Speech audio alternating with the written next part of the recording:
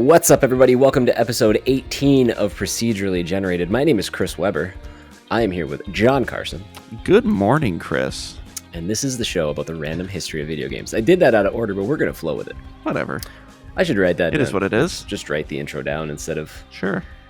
just making a mockery of it every time. But No, you know that's what? fine. I got the point across, right? Sure. People know why they're here. For games. First off, big apology to all of our regular listeners for not having a show last week. Was feeling a little under the weather on the recording day. I thought I was going to be able to go, and as the day went on, I felt a little bit worse.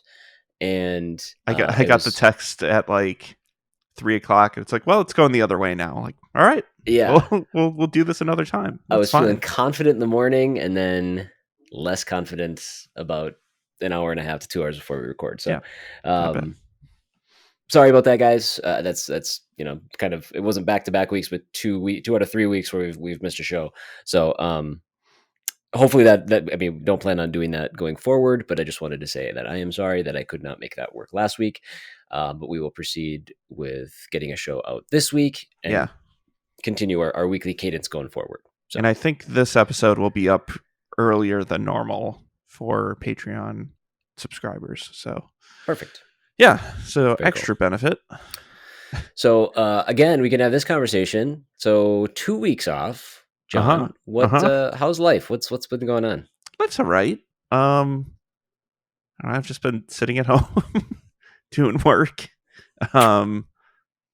Nothing too crazy there. I have a new, I don't know if I call it a gaming obsession, but it's really the only game that I've been playing is Loop Hero.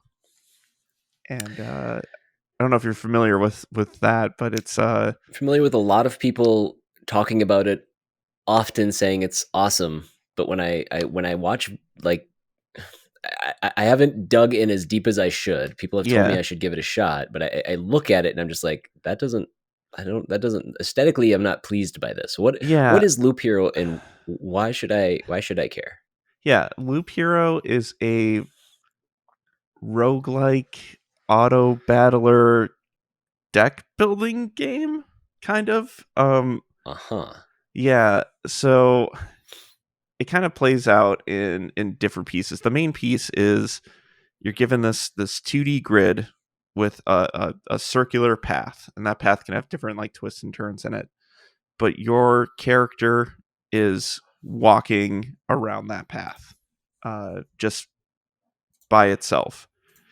What you're doing is, as your character comes up to monsters and fights them, like, you don't have any control over how the fights play out, but you'll get either gear, like swords or armor, or rings and amulets, or whatever class your character is. You'll get gear for that class, or you'll get cards that you can then use to put things on the grid.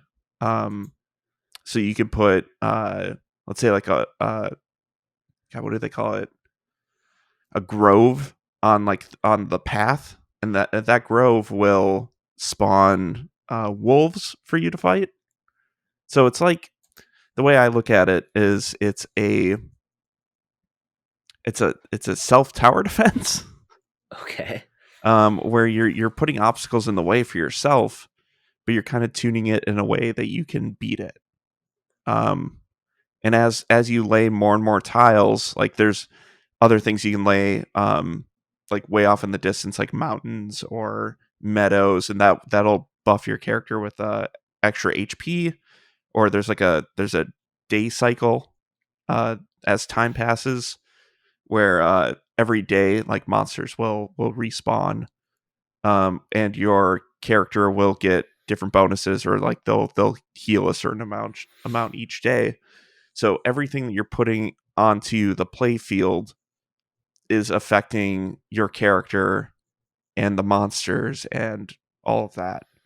Okay, so as you're talking, I got a YouTube video up with like no sound on, just kind of looking at it and kind of comparing to what you're saying. So are you okay? So he was going around the circle. He went into this grove. Looks like he had a fight with somebody. Okay, I think I'm. Are you? You're the little white skeleton looking dude. Yes, yeah, Okay. that is you. All right. Got it. All And right. so the So it's flavor interesting. of all of this and why everything's blank to begin with is this like skeleton necromancer dude. I think he's a necromancer. Skeleton dude came from the sky and erased like everything. Erased everyone's memories, erased existence. And your character just kind of wakes up on this path, and everything that you're putting down, like all the cards that you're putting down, if they're mountains, if they're meadows, if they're battlefields, if they're vampire houses, it's all things that your character's remembering. Okay. So you're like restoring the world from your memories. It's very high level and very cool. Okay. But you're. Um, I mean, you're digging this game big time. oh, I like it a lot. Okay. When you're not doing that part, like as your character's going around the path, as you go through graveyards or whatever places you're putting down, you collect resources. Hmm. And when you're not doing your loops, uh, you go back to like a village in like a cornfield, and you're building out that village and creating like houses or farms or a place where you can craft new items, um, or develop new classes. So like you unlock like a rogue class and then a necromancer class, um, so you can start playing the game differently. There's just little discoveries and things that you unlock as time goes on that keeps the game feeling fresh, or like reveals something new about how the game actually is working. Like you can start setting down different tiles in like the loop mode that will affect other tiles, and they don't tell you outright like, oh, this is going to change what this is, and will give you like different monsters to fight or different rewards. You just kind of figure it out on your own. Okay. So you're experimenting in that mode. Every time you go back to the loop mode, it starts off blank. Hmm. And you're going until you set a certain amount of tiles, and then like a boss will spawn, and then you have to fight the boss and beat it. I think there's maybe 3 bosses. I've only fought one so far, and I'm Okay. like, let me check my hours on here. I think I'm at like 16 hours or something. And this is on like It's PC on console, PC, just PC PC only. currently. Yep. It's like Price $15 15. Okay. on Epic and on Steam. Interesting. Okay. But it's one of those games I would encourage people to try on their own and don't look up spoilers, just because like the discoveries are so like they've driven me forward so far. Like it's one of those games like a Fez or The Witness, where like the little things that I'm finding are maybe the most exciting part of it. Okay. And Um, yeah, like as you were talking about it, it was more. I was more interested in it just hearing about it, because looking mhm. at it, I just, to me, it doesn't look super impressive. Like it doesn't It look like doesn't. I'm gonna have the most fun. But that's It it seems looks like the like, kind of thing. Try it to really experience it. yeah, and like So maybe that's what when I'll do. your dude's actually like going through the path and going through the loops, like you're constantly getting new gear and you're comparing it to the gear that you have, and there's different stats. Like for the basic warrior, which is just what you start with, um like you can choose between like, do you want gear that like leeches health from your opponent, like they call it vampirism, or do you want like uh evasion or more defense, and you'll like level up your character, and you can choose different skills as you level up, but also that's something that you unlock by playing the game. That's something you don't start with. Hmm. So like there's little things that they just like open up over time, Okay. to make things more achievable and playable. But yeah, Nice. I highly recommend Loop Hero. Very cool. Everyone should play it. It's my favorite game so far this year. Okay. In a year where East 9 has come out, Loop Hero is high up there. So yeah, And then Magic. and the Magic, always Tell me Magic, all always be about Magic. everything. No, I'm just kidding. Listen, they dropped a new historic anthology this last week. All the servers were broken. It was great. Perfect. You love to see it. It was very fun. So Loop Hero, Magic, and Loop that's Hero, kind of what Magic. we've been up That's to. really it. Yeah, I haven't touched Bravely Default in like 2 weeks.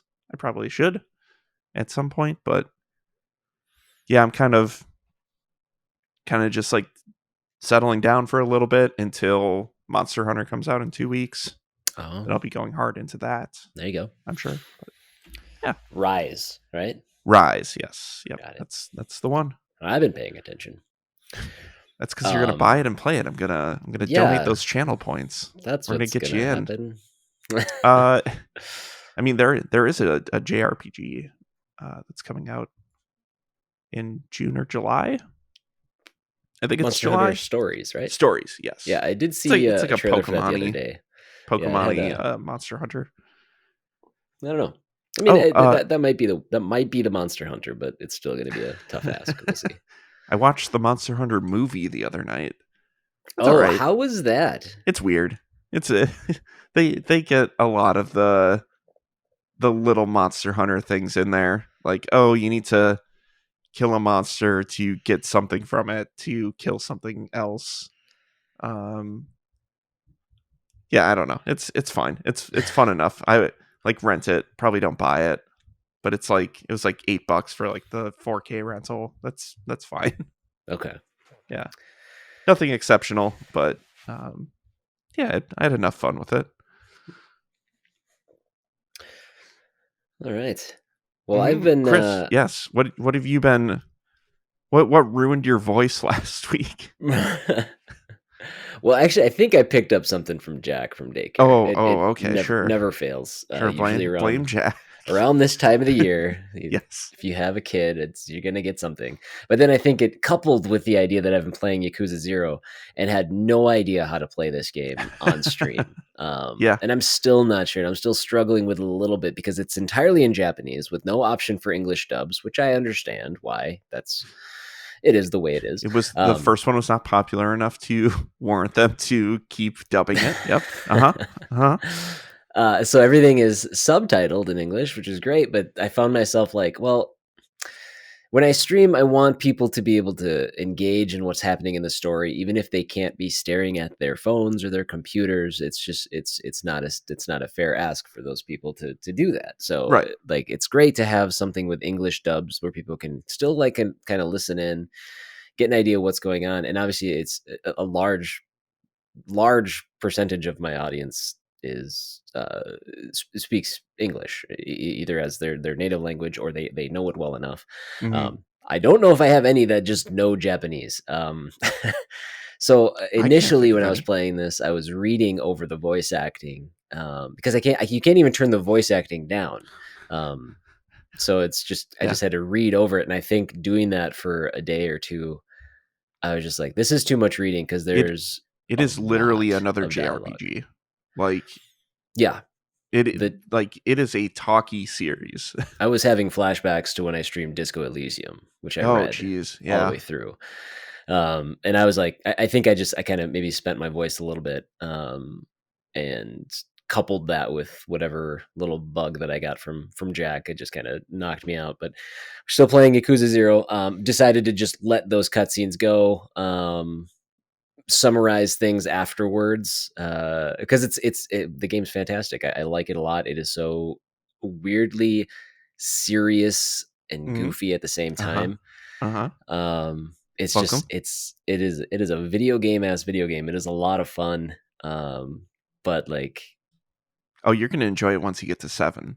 Oh yeah, and that's because it's that with Dragon Quest rolled into it. Right. That's that's kind of like the end goal, the target to get through. I shouldn't say get through Yakuza. The combat in Zero. Now, obviously, this is the only one that I've played. The combat in Zero isn't doing anything for me really. Sure. In fact, I think it feels a little janky. Sure. But man, the scenarios, the weird side quests, just the way that the game's put together is just so good. So I'm really enjoying my time with that, and then I'm still splitting my streaming time with Yakuza and then Persona 5. So we're still pushing forward in Persona 5. We've eclipsed like the 85-hour mark. We are past. I think we're establishing who our fifth target is. So I think we still have a long ways to go. So it's Persona 5 and Yakuza 0 for the foreseeable future still. That being said, it's a good lineup though. It is, yeah. It's also, yeah, just I'm absolutely all about being in fake video game Japan right now. Yes. Yep. It is just fantastic.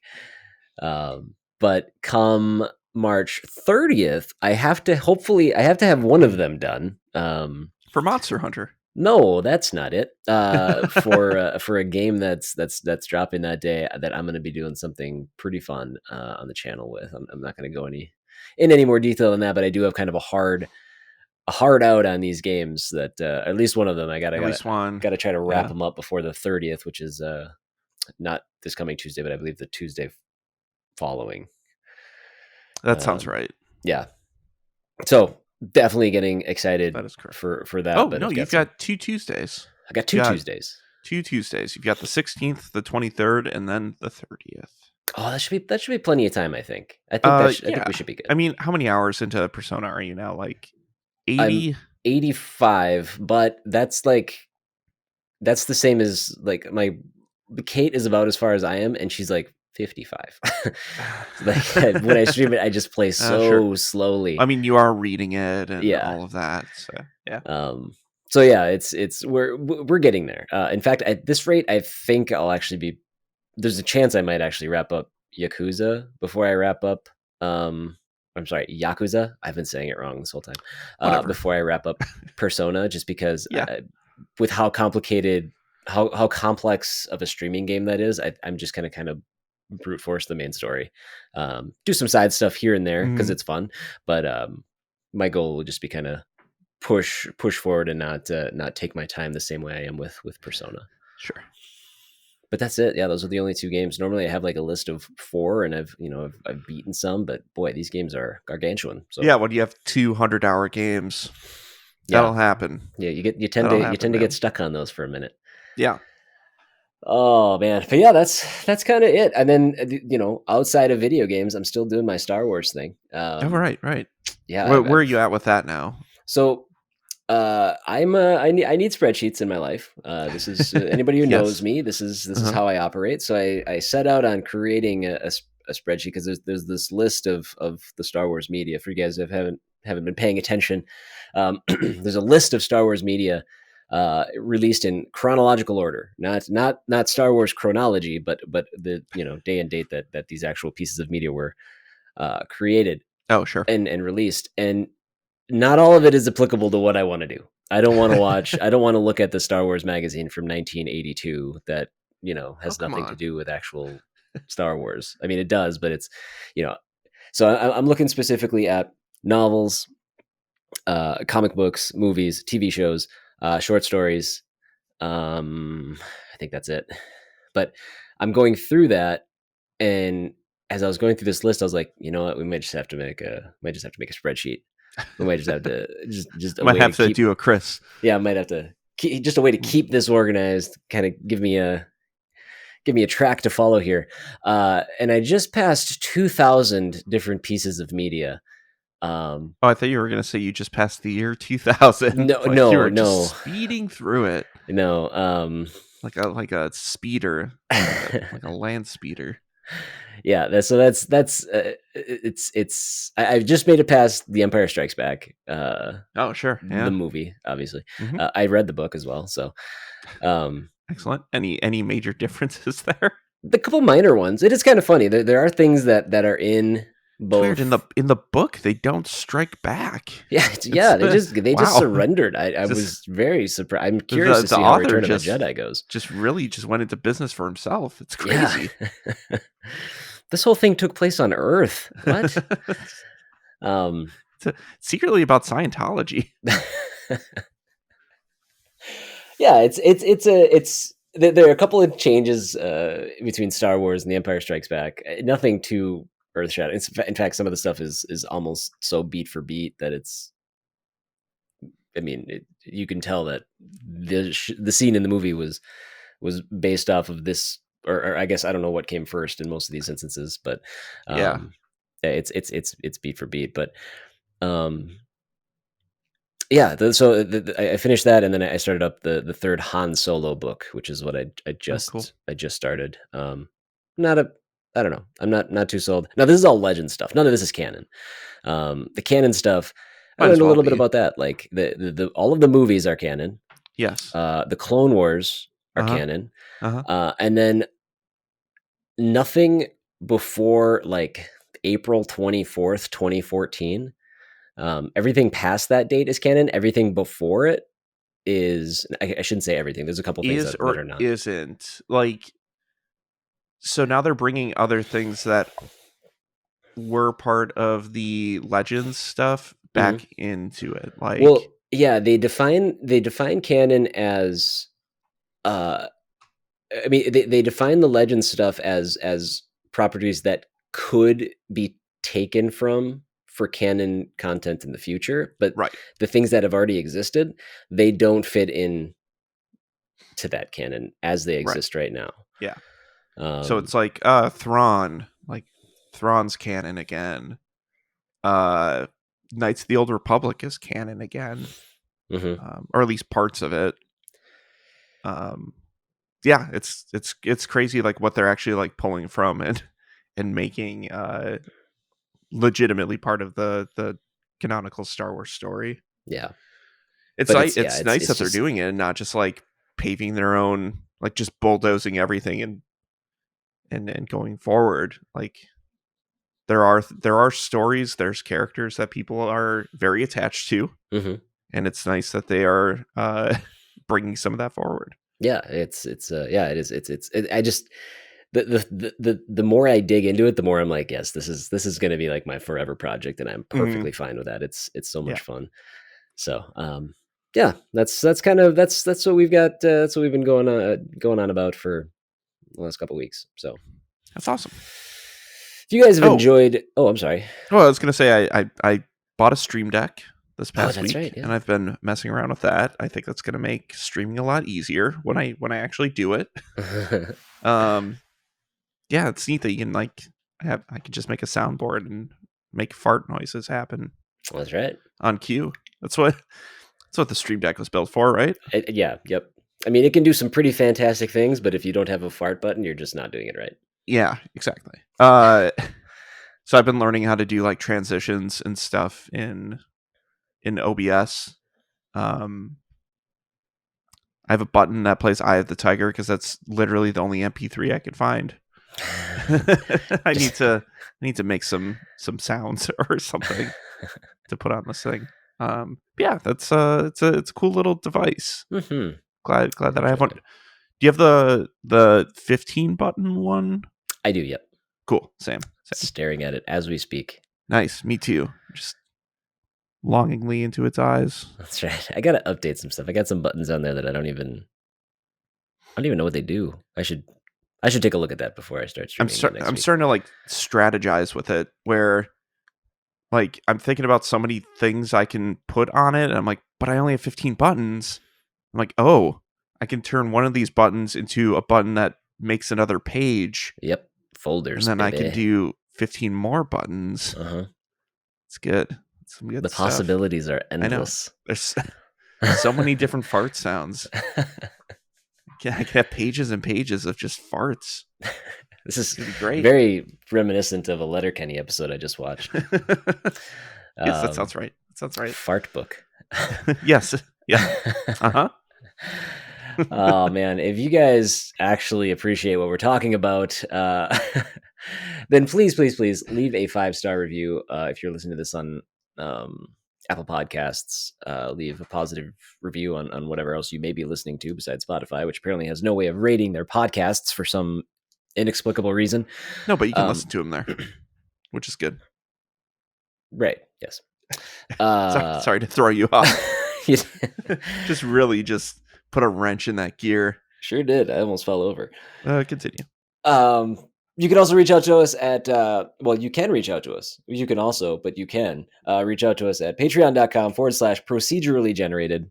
Reach out to our Twitter at PG_show. You can reach out to us via email, pgshowinbox@gmail.com. We have our Discord linked below, and we have the link to our shiny YouTube page, which has all of our prior content on there. What do you think, John? Did I miss anything? No, I don't think so. Should we? Did you? I don't know. I don't know. Yeah, it felt right. I zoned out. What? Huh? that was a test, and I failed. Oh man, I failed it. Yeah, failed. That's fine. Oh man. Well, let's say we get rip roaring into our first game of the week here. Let's rev it up. That's right. Let's get the whole shot. Let's do let's go with our first game. Very much in practice for this show. Yeah, feeling less than clever right now. John, you want to introduce game number 1, or should I take it? Yeah, I can do it. Did you introduce last time? It doesn't matter. Go nuts. I don't know. This is a game that was released on February 13th, 2018. The developer and publisher is Milestone SRL. It's the second in a long-running series, with a fourth one coming out very soon. This is Monster Energy Supercross 2, the official video game. Oh, yeah, baby. We got the PlayStation 4 version. I think this is on everything on God's green earth. Including PC, Switch, Xbox, smart toasters. It's the best way to play. Pretty sure it's on just about everything. Are you a Monster Energy fan? I like a Monster. I like Monster Rehabs more than the other monsters. The juicy ones, right? The juicy ones, the ones that are like tea and juice. Okay. Lately they've gotten a little bit too sweet for me, but I like the peach one. I like the I think there's a strawberry one. I used to go just straight lemonade. Okay. And those were like my energy drink of choice. Now I'm kind of I'm into some of their other juicy ones as well, but like they're ones that are branded more like a regular Monster. Okay. But yeah, I'll drink a Monster from time to time. How about you? I don't mind Monster. My go-to is Game Fuel. Oh yeah, I think we've talked about this. Yeah, I just think it tastes the best. It's something about so I don't drink coffee, so every morning I basically start off with an energy drink, which is probably super good for me, but I don't care. Totally. Your liver loves it, I'm sure. Yeah, absolutely. I'm all kinds of bright colors inside from all of this stained dyes and whatnot. But yeah, I Monsters are okay, but I think they're far from my go-to. I was just curious what your thought on Monster Energy itself. Yeah, I'm fine. I'm fine with Monster. The one thing about Monster is that it led me to believe that this was like a super budget game. Looping back to the game, I'm like, oh yeah, it's like Monster Energy drink. Like they got Monster to sponsor this thing, but it's like, no, I think Monster just actually sponsors the Supercross, and that's the reason for the name of the game. Oh, not okay. Yeah, I see. Okay, I see what you're saying. Yes. You thought it was game specific and not. Like, I thought it was like specifically a Monster Supercross game where everything was kind of like Monster themed, like like Doritos Crash Course and right stuff like that. I thought it was an advertising game before I started looking into it. But hey, this is like a real ass racing game made by a storied racing developer. Yeah. That I had no clue of. I had no idea who Milestone was before last week. Yeah, we talked about that a little bit before we got going. I'm a racing game fan, but somehow every one of Milestone's games that they've created they're the kind of racing games that I don't super get into. We'll get into some of their other games that they've released, but when I think of racing developers, I think of a Playground. I think of Turn 10, Yeah, Turn 10. Turn I 10. think of Codemasters. So the idea that I going into the history of Milestone, Hey, um, that's a different and game. and finding their the games that have come before, I was just like, wow, you guys are right up my alley. Just you've Yeah. been tangentially right there the whole time, and I've just ignored you. Yeah, Beat for once beat. I pulled up their list on Moby of like everything they developed. Well, first off, it was one of those that it goes back like 2 years, and then it's like this is the top 50, and then you'd realize like most of it's DLC, and then you actually look at like the list of games that they've created. Like these are games that I've heard of, like WRC, the FIA World Rally Championship, Mhm. MotoGP, um, Ride. Like these are all games that have come out in the last decade that I've seen from afar, and I've known about them, and I've wanted to try them but just never have. And most of these games are either rally car based or motorcycle based uh in some kind of way. Um Yeah, but yeah, with Monster specifically, so this is the second one. I think there are th- three that exist currently. three currently, a fourth one's on the way in Okay, like a couple of months. I want to say it's like yeah, it's very soon. yeah. So with this game, just kind of buzz down some of the bullet points that were from the back of the box. They have an updated career mode. Hmm.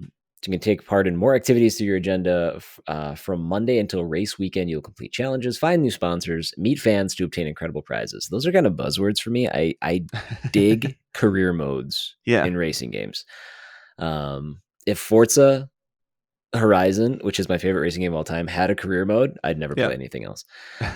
Um, there's a compound that you can train in. Yeah. It's just kind of a free ride area. Let's see, tackle competition like a hero. Compete against more than 80 official 250 SX and 450 SX championship riders. I don't know how Those are tiers the of engines, I believe, that they that sounds. use. Yeah, like If I know my Mario Kart, I was just about to I know say. that as the numbers go up, things get faster and harder. Right. SX, you mean CC. Yes.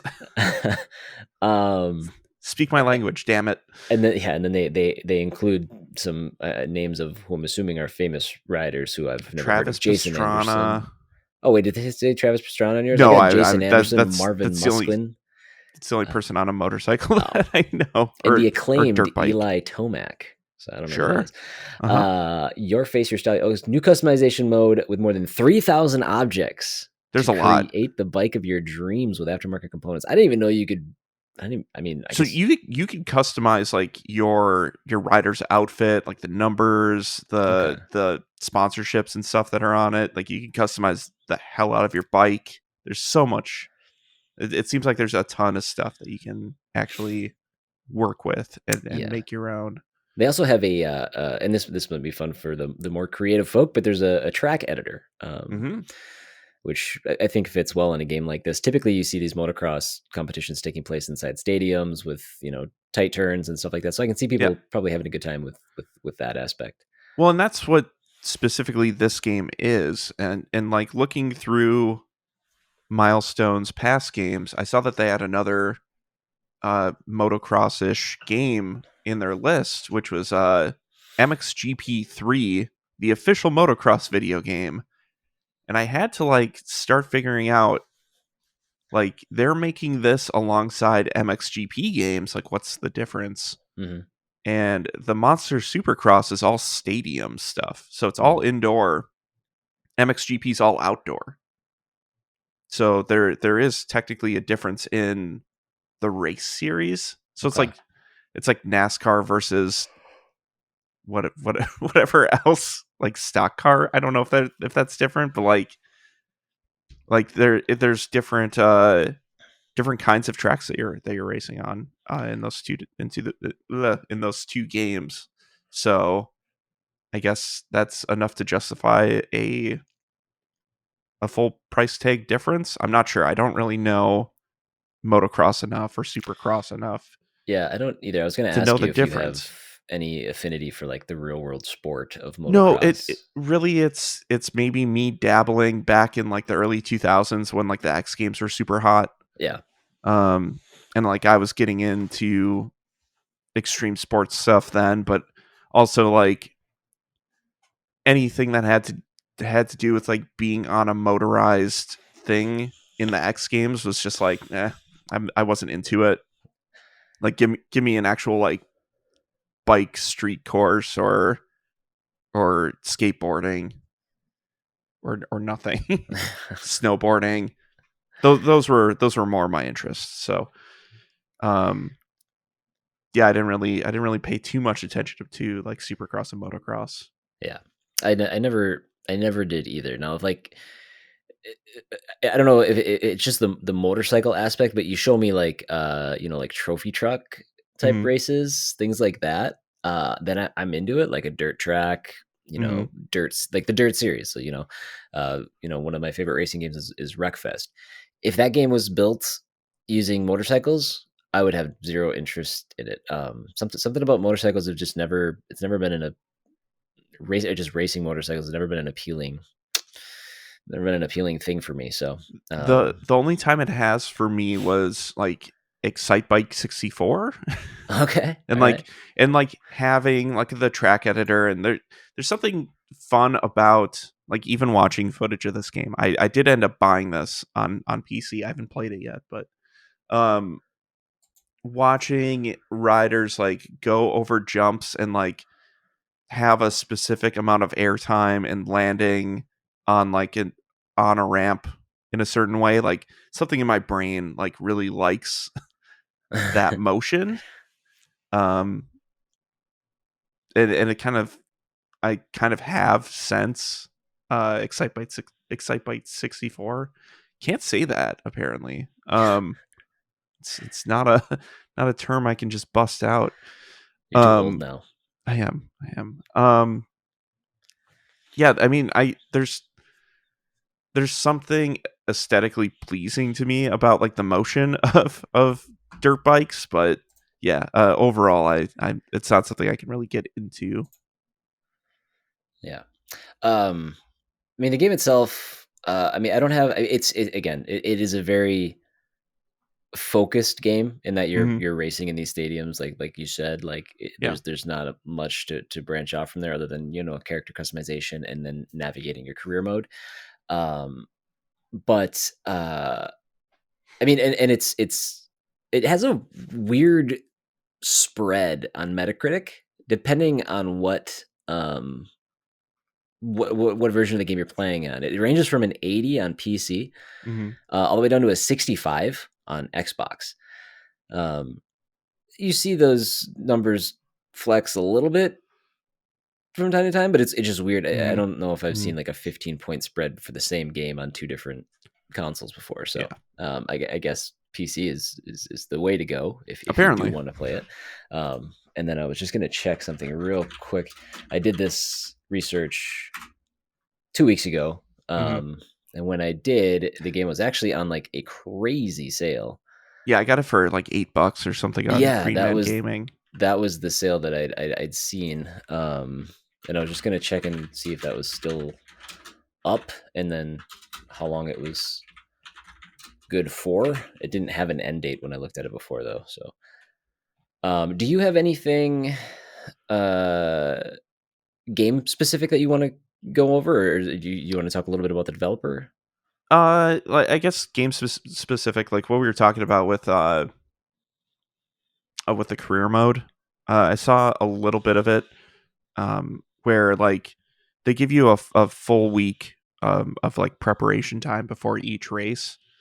So you have different uh, you have different tasks you do throughout the week, but you also have to incorporate like rest days for your character. So you're building up to a Saturday race. So like Monday could be doing like some sort of practice. Tuesday's a rest day. Wednesday is like doing a challenge against somebody. Thursday's a rest day. Friday would be like meeting with the press. Like they have some different options that you can kind of plug in throughout the week, and I think that's kind of a neat way to handle a career mode. Hmm. Like it's not just race to race to race to race. Like you have different activities that you can actually accomplish. Yeah, I Something love that's that. more akin to a professional Supercross rider. Yeah, there's so many things with any sport game. Again, if there's a career mode in any sport game, it Yeah, immediately makes my interest level go up. But it needs to be incorporated in that way because there's so much to a professional athlete's career that is interesting. It's signing sponsors. It's meeting with fans. It's training and getting better. Um, like I played through Dirt 5 when that came out, and that had a career mode, but all that was yeah, was going from race to race, accumulating enough points to unlock the next tier and racing some more. They had some sponsorship stuff, but it didn't really matter. But then you take a different look and you go at like with like NBA series or I guess the Madden series to some of I think Madden goes too far with their sure. single player stories that they throw in there. What's always some like Now it's like a cinematic thing rather yeah, than and yeah it than seems an like actual like, career somebody's dying or it takes these mode. this super serious tone. And it's just like no, that's not. But I think NBA, MLB, those kind of games that have the career modes where you're making some of these decisions, what teams you want to sign with, what how you want to approach free agency. It's a little bit different with a motocross game, but just if it's well incorporated and actually gives you a look at the career of some of these professional athletes, again, my interest. In fact, I would never probably typically play a Supercross game, but if I was Mhm. going to, it's because of the career mode. Right. So, especially, I don't know how it differs between the second, third, and upcoming fourth game. If it's more It fleshed out, sounds like even there are differences between like career modes and physics and all that kind of stuff. Like they do make changes year to year between the games. okay. Actually, it looks like I was kind of wrong about Supercross 4. It's not coming out in the future. It came out on Thursday, so Oh, that how's is that for available timing? now. Well, there you go. And I Hmm. looked at the sales. Now this doesn't do anybody any good because it expires in 8 hours, but it's six Sure. bucks. Um, Yeah. but I also noticed as I was looking that some places have it for as high as $49.99 as a regular price, and some places have it at $29.99 for regular price. So if you guys are Yeah. interested in this, the prices do fluctuate based on where you look, Hmm. and it seems to go on sale on a pretty regular pretty regular cadence. So Yeah, I mean it is a yearly sports franchise. So the older ones are probably going to be cheaper. yep. The new one's $50 normally, at least on PC. But like I said, it is something that's available on everything. Mhm. Um, but also like doing research for this game, I found out that there's a pretty devoted YouTube community around these games. So if you want to see like what the differences are between them and kind of like make your choice that way, that might be a good way of going about it. Yeah, If you are interested in a racing game like this, it seems like there are people who are very invested in the series and know what they're talking about when it comes to the differences between the career modes and the mud deformation on the tracks or like how all of that is affecting your rider.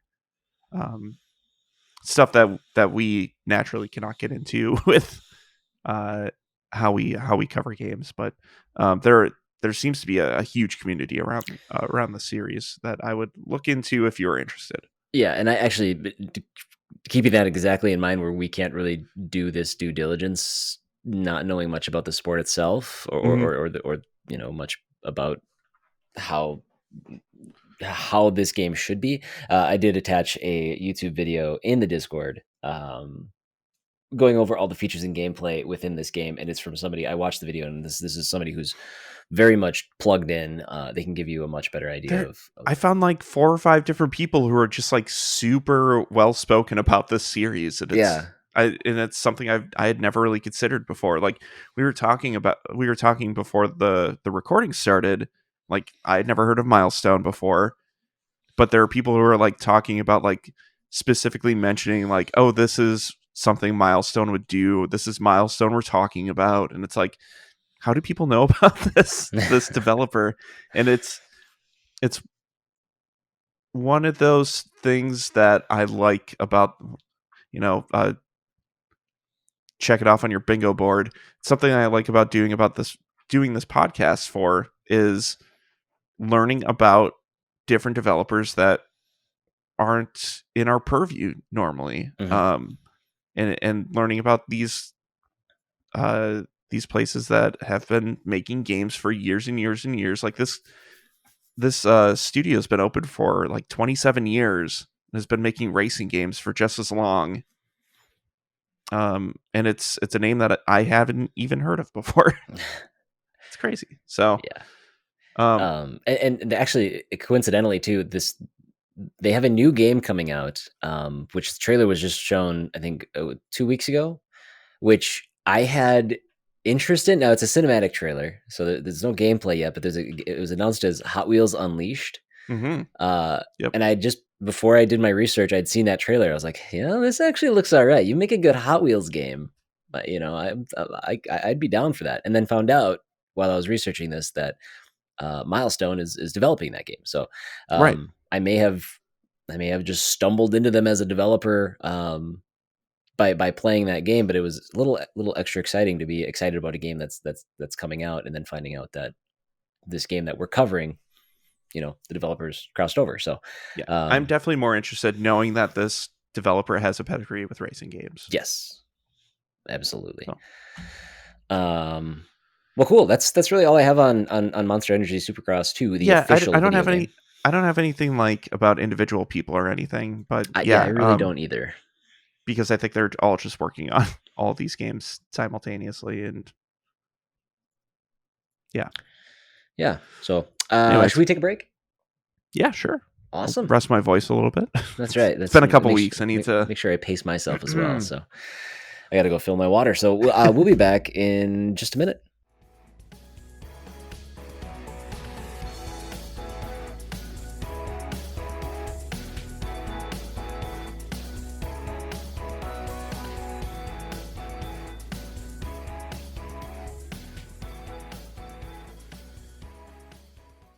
Welcome back, John. How was your break?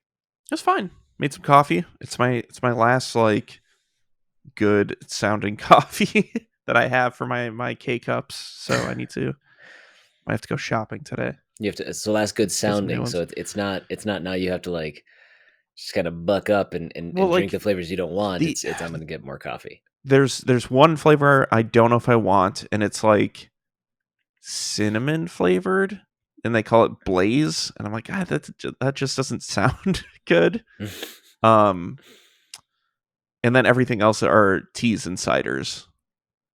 So, Okay, yeah. So for actual coffee, I need to gotcha. buy more coffee pods.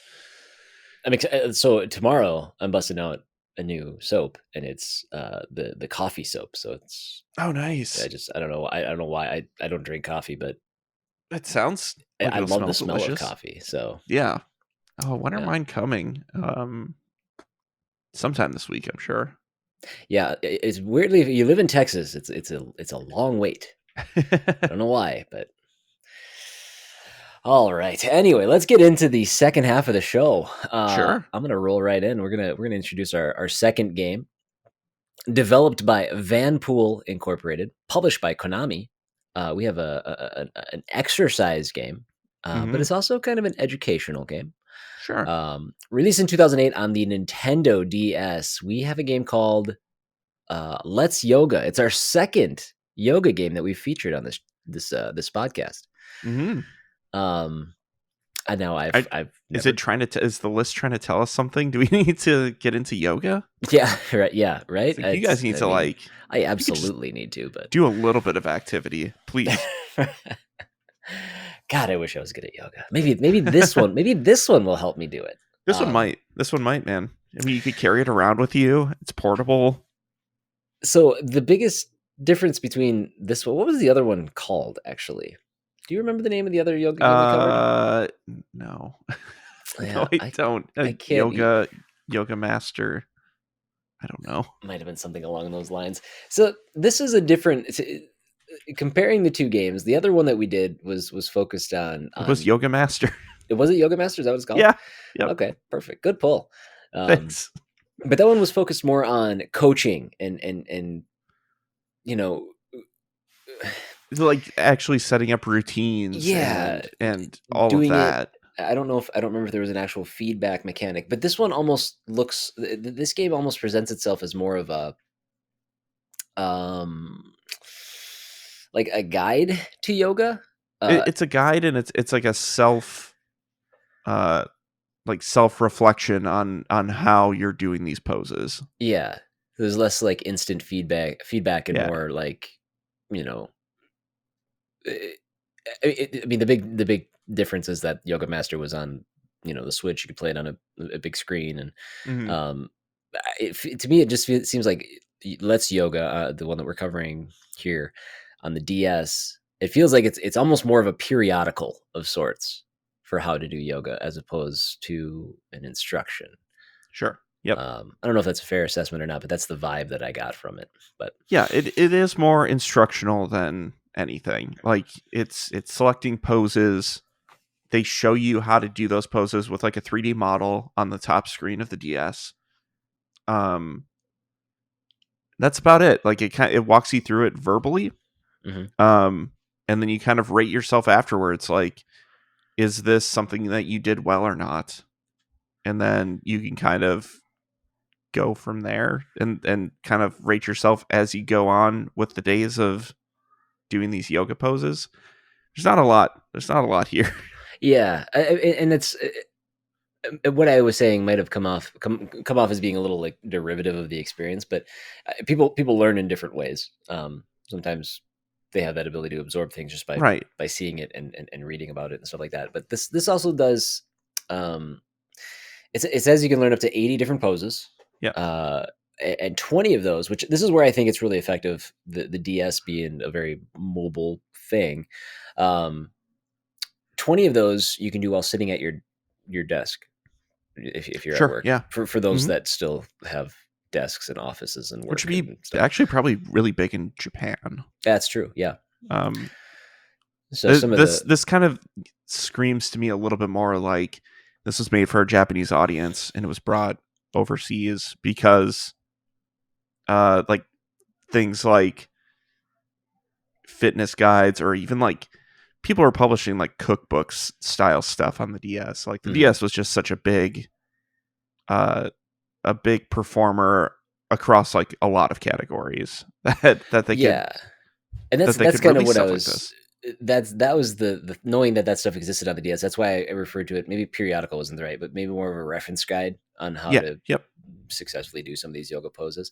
Hmm. Less game like. So, um, yeah, you have the choice between three different avatars, up to 100 different costumes. Not quite motocross or supercross You're levels of not. customization, Yeah. but with 5 different mats and 7 colorful environments. Hmm.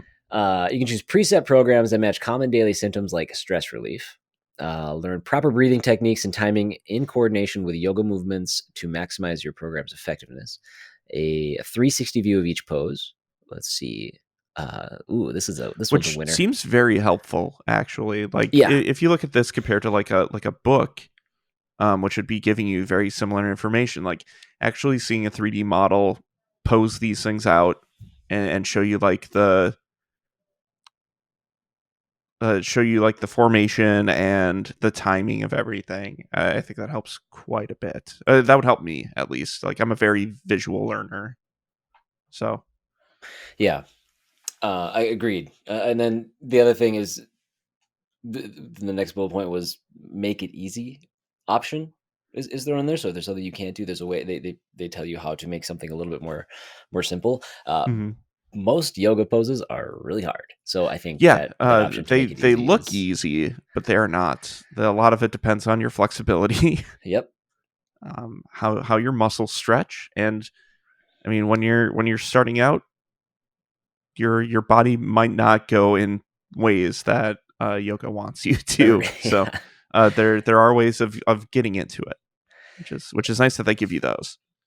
Yep, and then they also incorporate a built-in calendar to help you manage and track your progress, which I think is very cool. Because with Hmm. anything, athletic or otherwise, you want to see how you progress. So Yeah, and you want to keep to a that's schedule. yep, Like you want to be able to track all that stuff. That's awesome.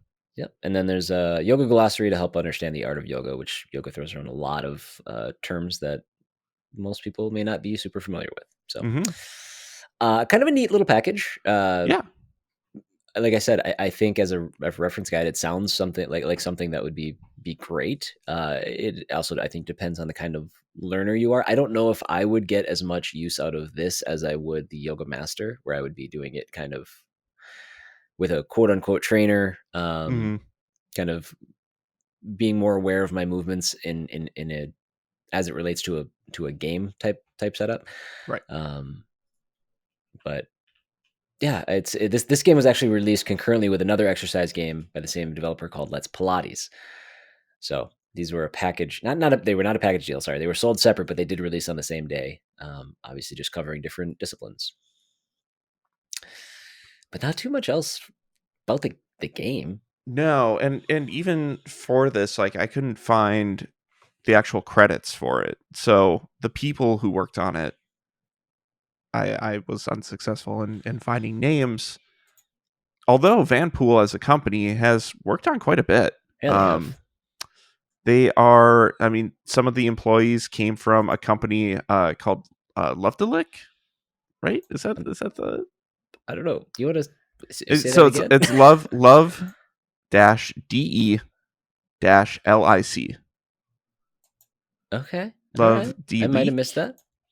Um, but they had made Moon in 1997. It's a RPG that recently just came out on Switch, Oh yeah. like a legendary RPG that had not come out in English territories until recently. Um, but Vanpool themselves as a company have worked on like Mario and Luigi Superstar Saga. They worked on the mini games for that. They made some stuff for Little King's Story, mostly voice and sound clips, um, which kind of points towards them being a more of a support studio. But they have made a few games for Nintendo themselves, like Dylan's Rolling Western for the 3DS, and the sequels to that game. So Dylan's Rolling Western, The Last Ranger, um, Dylan's Dead Heat Breakers for the 3DS. Um, but they've also helped uh, co-develop some games for Nintendo: Chibi Robo Ziplash, uh, Super Kirby Clash, Kirby Fighters 2. So like they're still making stuff, and very tied in with Nintendo. It looks like right now. Hmm. Yeah, they one of the things that I saw, which I was like, ooh, Vanpool gets big bonus points with me. Hmm. They designed the mini games um, in Mario and Luigi Superstar Saga, which I haven't Yeah. played. Yes. But they focus specifically on the mini games, and they were the only developer outside of Square Enix to incorporate Geno in a game. Yep. Yep. I read that and I was like, all right, Uh huh. you've won me over. Hmm. Love Geno. Gina's Um, great. Gina's a real boss. but yeah, a lot of work done with Nintendo. Um, Yeah. And I'm surprised this is another company that I think I've heard of, but like didn't know their history. So mhm. like like looking through this list, they worked on the direction and the script for Paper Mario Sticker Star on 3DS, which like I think I remember seeing their logo on that. Okay. Um, so yeah, I really want to see what else they're going to be working on in the future. It seems like they're building up some clout with Nintendo to do something bigger. Because now that like they were handling their own franchise with Dylan, and then they've moved into like some of Nintendo's like secondary franchises, Chibi Robo. Kirby's kind of the breeding ground for Nintendo for creativity and uh, experimentation. So I wonder if Vanpool's going to be working on something soon again with them, um, in a more official capacity with one of their trusted properties. Who knows? Yeah, I was Who just knows? quickly blasting through their Twitter just to see if I could see anything that jumps out that might hint what they might be doing. Yeah. But Vanpool guys actually really nothing doesn't seem like anything. A lot of their most recent stuff is focused on Chibi Robo. Sure. Um, Which makes sense. yeah. Also, not recent because they haven't tweeted since 2018. I'm just realizing. Yeah. So, Yeah. Could just be quiet about stuff. yeah. So, but yeah, I don't have too much else on Let's Yoga. I don't Pretty either. short and sweet on that one. Yeah, it's straight and to the point. It's a exercise enabler, I guess, or help guide. That's all it needs to be. I mean, why not? Yeah. Chris, our third game Yeah. this week. Tell us all about it. I'll tell you some about This it. is, I mean, if there ever was I mean, it's happened before, but there's the games that Chris should introduce. There's the games that John should introduce, and then there's Sure. stuff in the middle. This is one of those games that John should introduce. Sure. This is a game that I just wasn't really familiar with before, but so this is a game released in 1995 for arcades, ported to PS1 in 96 in Japan, and 97 for us. It's developed by Taito, now owned by Square Enix. Published by Taito. This is Psychic Force. It is a 3D, 2D fighting game for the arcades and PlayStation. Yeah, it's a weird one. It's a weird one. So everything happens on a 2D plane, fighting wise and control wise, but your characters are floating in midair, and you have the confines of like this giant cube to like move around and maneuver in. You play as characters that are called psychics.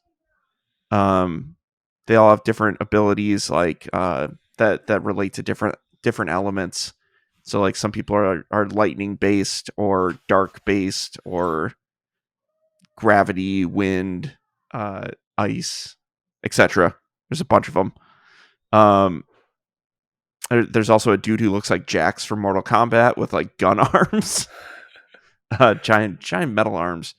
But yeah, like for the actual gameplay, it's not a lot to talk about. It's just you kind of freeform fly around this area, and you have different attacks and special attacks that you do like you do for any other fighting game. Like you have your fireball motions, you have your back to forward motions that do special attacks. But outside of like flying around and not having like a ground to stand on, it's pretty basic for what it's doing. The standout like visual aspect of it, besides the anti-gravity stuff, is your health bar encompasses like the left or right side of the screen depending on which player you are. So it's vertical, which I kind of like. That's kind of a neat presentation for your life bar. I don't know how that looks to you as someone who doesn't really play fighting games, Chris. I mean, it goes against what I'm used to, is just seeing the life bar at the top. I Right. don't know if I don't know if it was too jarring on my end. The thing that kind of stood out to me was the way it was presented. It's kind of presented as a 3D fighter, but it is very much, everything happens on a 2D plane. Right. You just Like kind of have, you could see the boundaries of like the cube that you're in, and it is yeah, very much like a 3D cube, but you can't You can't go back or forward into the background or foreground. Yeah, It's you can. very odd. You have the extra access of just kind of being able to dictate your up and down movement. You can move up, you can move down, not like a jump. Yep.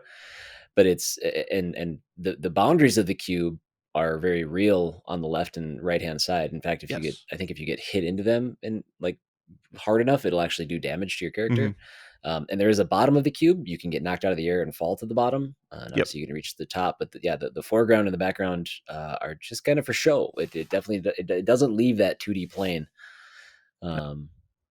Yeah, it's a fighting game. So almost immediately my interest it very much had a ceiling. Yeah, sure. But it was Sure. also kind of strange that it's not a game that I've ever heard of. Again, I don't get into fighting games, but I didn't From think there were a lot of games that I've just never heard of before, yeah, from that in my generation research, specifically. I was finding that people are really into the second one, which is called Psychic Force 2012. That was released. It was still released on like PS1 and in arcades, but it's released on Dreamcast. And the few games that were on Dreamcast, people are super into. So I could see how people kind of like gravitated towards a fighting game on that console. Um, every time that I would like look up Psychic Force, people would talk about 2012 instead of the original. So Okay. that one has a little bit more reverence towards it. Obviously, also because like a lot of times sequels and fighting games are a little bit more refined, or they put some extra mechanics in it. Also, graphically, they look nicer. Like everything in this game, if you think about it, it's a PS1 game that uses 3D models. Things are going to look a little bit a little bit shady. Yeah. Um, like PS1 is something that is built to do like polygons, but a lot of those polygons don't mesh very well. Um, things look a little bit basic. Like you can definitely tell who the characters are, um, but it certainly looks like a game of its age from 1995, 96. Yeah, and I have a little bit of like nostalgia that kicks in when I see character models like that. Mm-hmm. Mm-hmm. It's I mean it's gross, but it's still kind of like it's a weird charm to it. Oh, you're gonna like playing Anodyne too then? Yeah, I am. I saw some of the screenshots and stuff like that and Mm-hmm. video from it. I'm like, ooh. It's my kind of game. Give me um, that. Give me that Final Fantasy VII. Those chibi characters. the story in this game, there is a story mode.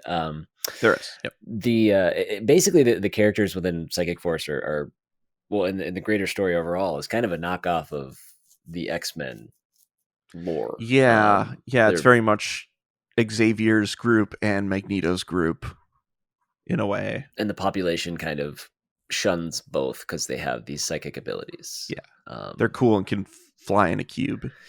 yes, and it takes place in the very distant future of 2010. 2010. Yeah, Yes. so these events have already taken Wow. place. What'll that be like? There are 8 playable characters. You may have mentioned that. Which and this was the thing that kind of threw me off. Like I said, I'd never heard of this. I thought maybe it was a lot more popular. This first one was a lot more popular, maybe in other regions, but it doesn't seem like there was a lot of Yeah. success. So it was surprising that yes, it spawned a sequel. Yes. It also spawned an anime. Right. Yeah. There's a 2-episode OVA. What is an OVA? What is that? I saw that. Original visual animation. Oh, is that I what it is? think. Okay. I think so. It's like an OVA is like a specially made show that isn't part of like a regular series. So if people talk about like, oh boy, trying to think of a specific thing.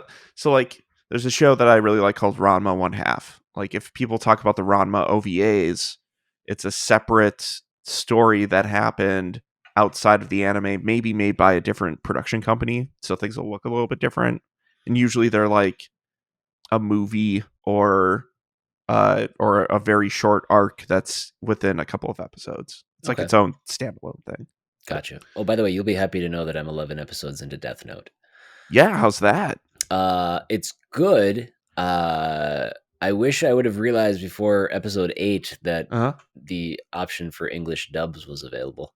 Oh yeah, So that one is definitely dubbable. yeah, so I didn't go back and watch. I know what I know where I'm at now, but Okay, good. it's interesting. I'm curious Yeah, to see where things go. But you just mentioned anime, and I had to bring that up. yeah. I wanted you to be proud of me. It's one of those shows like you know what the mystery is, and it's like watching other people solve it Uh-huh. is like the interesting part. Everything with L is very cool. Yeah, it's a neat. I'm surprised that there's 30 episodes. So Yeah, um, there's a we'll lot of try to 4D see chess happening. 4D chess.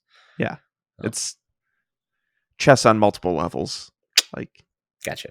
yeah, All right, but right. back to I'm Psychic glad, Force. that you're watching that. But Yeah, yeah, it also spawned a puzzle game called Psychic Force Puzzle Taizen. which I would totally play. That seems good. That Yeah, seems all right. so there you go. Yeah, I don't think I have too much else about the game specific. How about you? I don't either. Like I said, like there's not outside of like the weirdness of like you actually flying around this space. Like it's not really doing anything super innovative. Mm-hmm. That's its standout feature. Um, yeah. Do you have much about the developers of this game? Like, obviously, like Taito is a company that's been around for a long time. Like, they're still going to be 1953. they're going to be announcing stuff in the next couple of weeks with Square Enix's direct thing, whatever they're doing. Mm-hmm. So yeah, like they're still around making stuff. Do you have stuff on their history, A Chris? little bit. I think. I mean, the biggest thing I wanted to convey with Taito, because they are another one of those massive companies. They've been around forever. They've put Yeah, their thumbprint firmly on the video game industry. sure have. People tend to forget like some of the games that they've created. I mean, they're the original creators of Space Invaders. Right. Um, they're the game that is still talked about to this day as one of the defining video games of all time. Some of their other, I mean, they're credited with 521 games in some capacity, both Oh, that's it. development and and publishing aspects, and probably some other things as well. But some of their big ones, Arkanoid, Mm-hmm. Bubble Bobble, Yeah, uh, say those words. Bust a Puzzle Move. bobble. Yeah, bust. Yeah, right. Chris, Like bust a move is like an all timer for me. that's right. I mean, that's Love bust a move. and you still see Bust a Move clones to this day. Again, just they have been supremely influential on ever since the earliest days of video games. Um, so yeah, it's I don't have too much besides that. I just wanted to make sure that I made it clear how important Taito has been Yeah, to. and we will be covering much more with Taito in the future, probably. Like, Yes. this is one of those unavoidable companies. It's like a Konami. It's like a Square Enix in terms of like Japanese importance, I think. Yeah. I agree, and I think they get slept on a little bit, but I also think that like some of their, I can't, I don't know. I had a list of what they've come out with more recently, and it's less, um, it's not tied to me so much specifically. I think some of obviously their best stuff came very early on Yeah. in video game history, but just pulling up Moby quick for games that they've developed. Let's go. Let's just see. I mean, there's still Bubble Bobble for Friends that came out in 2020. Mm-hmm. Different versions of Space Invaders still being released here in Yeah. 2020. Why not? Yeah, I mean, it's See, you made your Tetris, so you might as well remake your Tetris over and over. yeah, right. Bust a Move 2019 elevator action. Yeah. Yep. So yeah, I mean, it's they're still pushing stuff out. Yeah. Again, now with the purchase by Square Enix, I'm sure that shifts some of their. When did that purchase happen? By the way, I don't have it up. Let me I take a might look have here. it here. August of 2005. So that was actually a long time Oh, ago. yeah. So 16 years ago at Yeah. this point. So, what else? I saw. Is it Blaze Blue? That's your jam. King of Yeah. Fighters. So I don't know if that was here or not. So like Blaze Blue would be, gosh, hold on. Blaze Blue Cross Tag Battle was Arc System Works who developed and published it. So Taito must have published it somewhere else. It could be. Because I feel like a lot of the Arc System Works games are published by pretty well known places here. Like Dragon Ball Fighters is a Bandai Namco joint. I want to say Guilty Gear is also just Arc System Works. I think they just are able to publish here by themselves. Okay. Yeah, and it says they're not listed as the publisher on BlazBlue Cross Tag Battle, but they are listed as distributed by. So that must Weird. which is I thought the same thing, but Is that like an arcade release? I might have to look into this more. yeah, I don't like seeing that they're a subsidiary of Square Enix, like and release and like helping to distribute these games in the last 5 years or something. It's weird, mm-hmm. and like not put like the Square Enix logo on it. Yeah, huh? So, Weird. Yeah, that's all I got. I did find a little bit. I just wanted to pinpoint one of the planners for this game, Takeshi Kamimura. His first credit was on Psychic Force and its sequel, Psychic Force 2012. He's worked on numerous titles as a producer, including Zwei, which is I think that's a Nippon Ichi game. At least they've been publishing it recently. Asphalt Urban GT for the N-Gage. Nice. He worked on the remake for East 5, which is weirdly a Taito game. Oh. And not a Falcom produced thing, which is very, very weird. That was a PS2 remake for that. He was a producer on Cooking Mama Cook Off for the Wii. Space Bust-A-Move.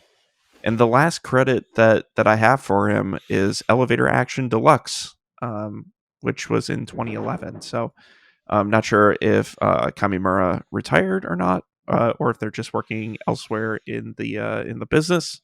But that's their resume. Mostly Taito, some of it not. So I'm not sure if they moved around or if Taito just worked on things in a capacity where I don't know if they were just like freelancing or whatever and getting stuff out. But that's a little bit of Takeshi Kamimura's resume. There you go. The planner for this game. Very cool. 3 very different games. Yes. This week, and I am super curious how they're going to stack up for you. Oh yeah, I guess we do have to rank these, huh? We do, yeah. So I go first because you went first. That's true. I adamantly went first last time. You sure did. I did. Wanted to get those shut that right down out there. So fire away. What's your number 3, Jeff? Yeah, let's rank them. My number 3 this week is going to be, just because I don't really feel the need for it right now. It's probably going to be Let's Yoga. There's better ways for me to figure out yoga currently. This game was made before smartphones were prevalent. It was like the year that iPhones came out that they released this game. So there's probably better ways of going about getting my yoga fix.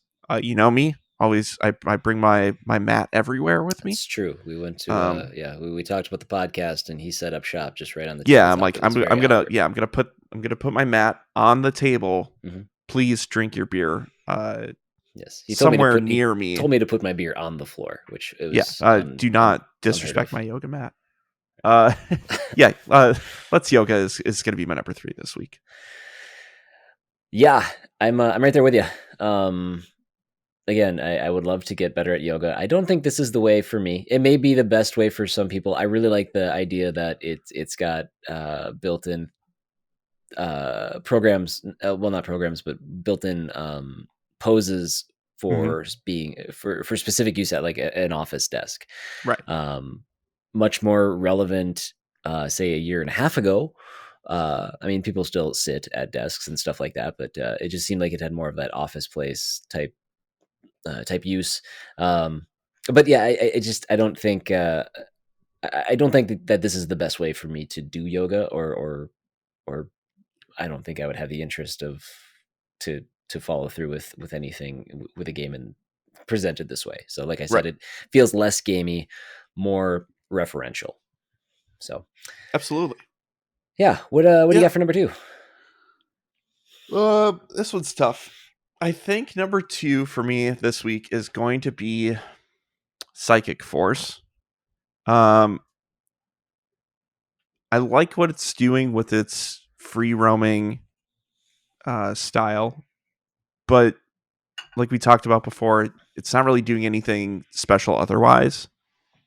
You just have a little bit more flexibility for dodging attacks, and that can get a little bit complicated for like where your character's positioned, where your opponent's positioned. Um, I don't know. Something about it seems like it needs another iteration, which is probably why 2012 was the more popular title. Um, I'm just not feeling Psychic Force that much, so that's gonna be my number 2 this week. Chris, what are you thinking? I'm thinking that Psychic Force will also be my number two. Surprised that wasn't number 3 for you. It Knowing, was actually as we were you started talking about Psychic Force. I'm like, I'm kind of yeah, surprised I didn't go number three for that. I genuinely don't have any interest because it doesn't feel like much of a game right, for Let's Yoga. yeah, Whereas this is a game. There is a story. yeah, Odds are it would keep me interested for at least a couple minutes. Um, I I don't play fighting games. I've made that much clear. hmm, This game didn't present anything that would change my mind. I can't think of a sure, single reason why I would want to play this. yeah, I think the most interesting thing is that it's a game from the PlayStation era that I simply had never heard of. yeah. So it was kind of That cool that's seeing that's that. the curiosity there. Yeah. Oh, what is this? Um, but learning more about it doesn't sound like it's a even those in the fighting game community are specifically, especially fond of in the Yeah, first place. So it's just kind of a forgotten thing. So mhm, I always appreciate finding those forgotten games. That's why, as we have said 1,000 times, that's why we do the show. Um, and granted, this one didn't move the needle at all for me, but it's still cool coming across games like this that I just yeah, um, no clue about. So yeah. hit me with your number one. Yeah, my number 1. I'm gonna crack a monster for this one. It's Monster Energy Supercross, the official video game 2. Yeah, you know what? I like racing games sometimes. I like uh I have a soft spot for, like I said earlier, Excite Bike 64. I also have a soft spot for the old MX versus ATV games. Something about taking big jumps in on a vehicle is really fun. And when you've got the nice like jumps and landings, and you pair that with uh, tight weaving courses with deformable mud and dirt, uh, seems fun. And it seems like something that I would definitely try. Like I said, I bought it. Like it was enough for me to like put money down for it. I know I've put money down for less while researching games with the show, but it's something I do want to check out, and maybe even look into the newest one that came out. Um, see what might have changed. See how the fans of Milestone are reacting to it. I'm definitely more aware of this franchise and that developer now, which is great. I'd love to be aware of more devs and what they're up to and what they're innovating on and what their fans like and don't like. So, um, this had the this is the one that I probably would have been least interested in going into it. But yeah, this game really surprised me with its depth and its history. So Monster Energy Supercross 2 is my number one this week. Perfect. Chris, Yeah, you're thinking the same. It sounds I like. am. Yeah, that'll also be my number one. Again, the concept of racing motorcycles doesn't do anything for me, but the implementation of the career mode, it sounds interesting, sounds intriguing. We didn't actually talk about this, but from some of the videos that I did watch of gameplay, it looks Mm-hmm. pretty good. It looks good. Like Yeah. it's a lot nicer looking than I expected. Lots of cool shirt physics because Mm-hmm. like you are riding, there's wind blowing, at least somewhat. Like I know you're indoors, but like you are moving fast, so there Yes. is inherent wind. Um, the dirt looks nice. Like the depth of field looks nice. There's a lot of nice touches Yeah. to how this thing It works. really does look like a well-made video game for what it is. Yeah. And you kind of hit on it as well. The idea that this developer has just existed within kind of a sphere that I do pay a lot of attention to as it relates to racing games, because I am a Mm-hmm. big racing game fan. But they just keep making racing games that fall just outside of what my true interest is. Like a WRC, I probably won't play WRC because dirt exists. Yeah, You but I've know, heard good things about WRC in the I have past. too. I've heard Like, it's one of the best rally car, experiences that you can get. But yeah, and even the like, idea of rally cars, just it, it's fine, but I won't go out of my way to play a rally car game. Dirt has some of the right, other things incorporated. If it's strictly rally cars doing rally racing, it's probably not. It's not really my thing. I probably have a free WRC game in like PlayStation from like a PlayStation Plus game that they gave away a long time totally. ago. I think I do, but Was that like a Colin McRae I think that's what the WRC branded? series eventually evolved into from Colin Yeah, McRae. or devolved from. I don't know. Like, I'll look into this while you're talking. Yeah. So it's WRC being one of them. Again, I'm not going to be playing Ride because I don't care too much for motorcycle racing.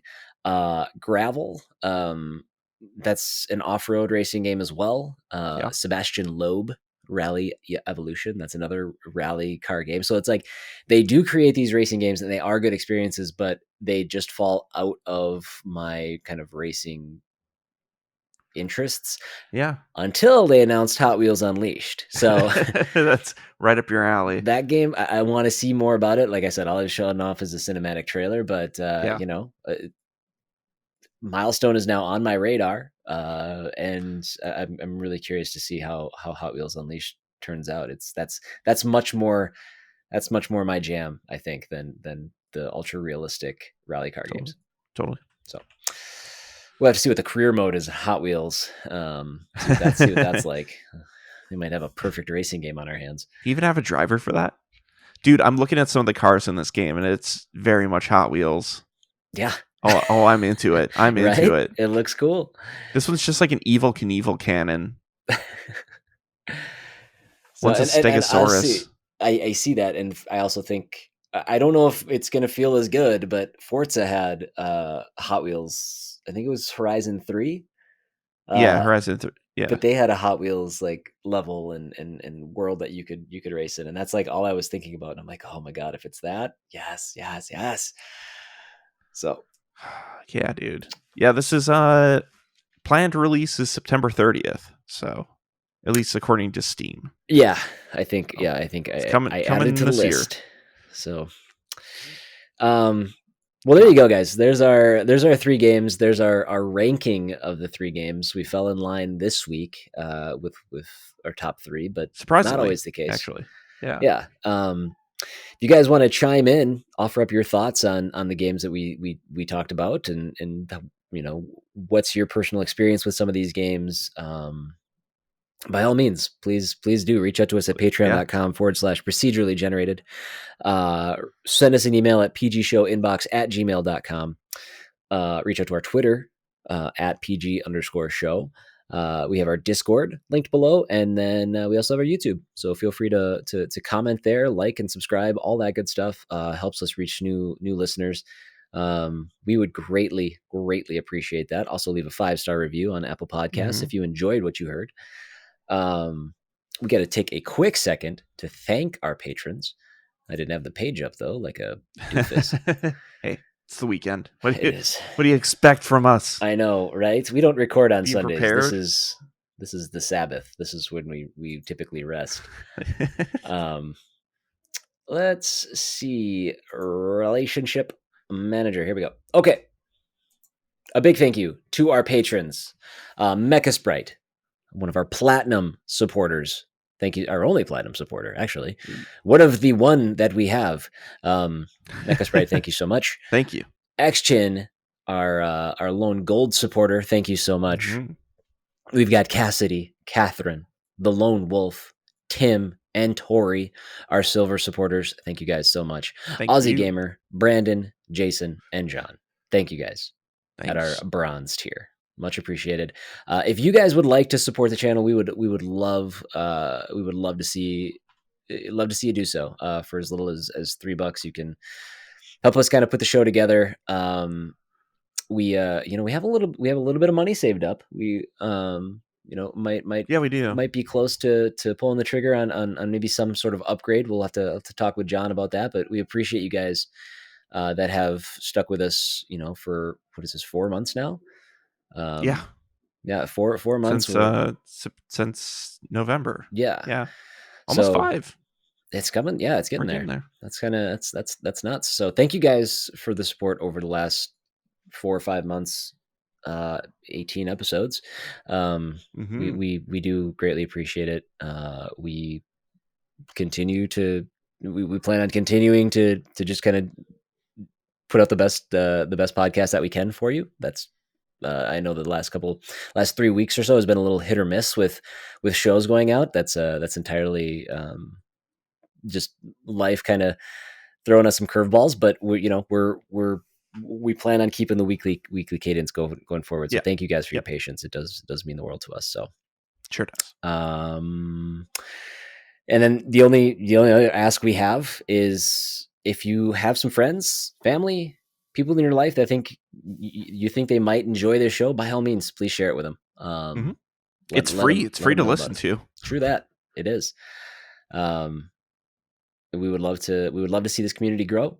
We love the community we have, but like I said, we would love to see it grow. So yeah. John, do you have anything else you want to throw in there? I don't. I just want to thank everyone for listening as usual, and thanks for sticking with us, even in these last couple of weeks where we just need to rest up a bit. Yeah. I now sleep in an oxygen chamber just to make sure that I'm healthy. Yep. He's been mainlining cough drops for the last 2 weeks. So. It's true. Yes, I melted them all down, and I pump them directly into my pump veins. them into his veins. Yeah. That's how cough drops work.